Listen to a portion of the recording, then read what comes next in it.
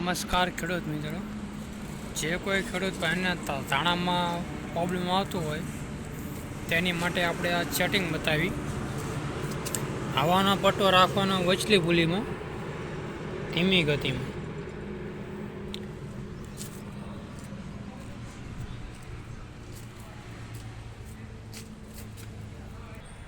ચોખ્ખાઈ ન આવતી હોય તો આને ઉપર નીચે થોડું ચીમ બનીને કરવાનું, સેટિંગ કરવાનું ફસલ પ્રમાણે.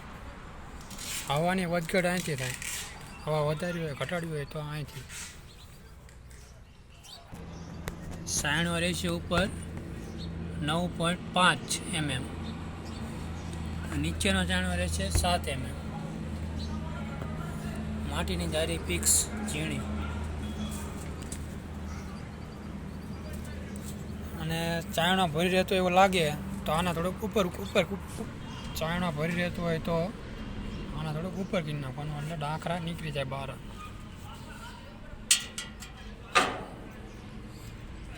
જાડા થળિયા હોય આ ઉપડીમાંથી બહાર નીકળી જાય.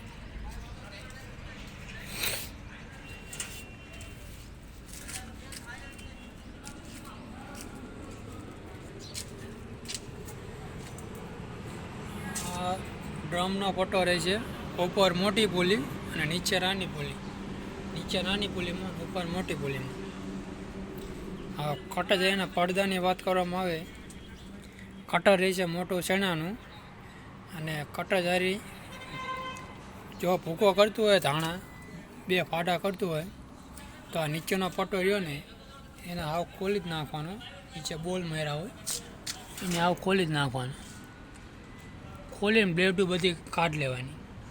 અને તો એવું લાગે ફાડા આવતા હોય તો આપણે એકને એક બ્લેડું ખોલી નાખવાની.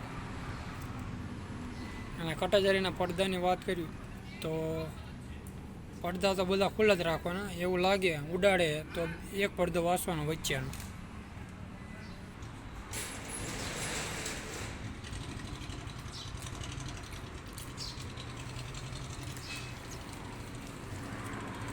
રોલની થિયરી મોટી પુલીમાં રહેશે પટ્ટો મોટી પુલીમાં, ઉપર નાની પુલી.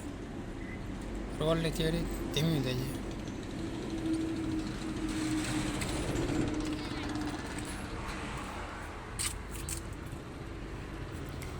સાંત્રીની વાત કરવામાં આવે તો ચાયણાની ચાલ વધારવા માટે મોટી પુલીમાં નાની પુલીમાં પટ્ટો રહી છે. નાની પુલીમાં પટ્ટો, ચાયણાની કેરી ફૂલ હોય છે. કટર જારી વચ્ચે અને બ્લેડ વચ્ચે જગ્યા એક બકસવા જગ્યા રાખવાની. અહીંથી બોલ આવે, 2 બાજુથી સેટિંગ કરી લેવાનું. પતરા બધા ખુલ્લા એવું લાગે, વચ્ચેનો પતરા સેટ દબાવવાના, વચ્ચેના એક જ થયા.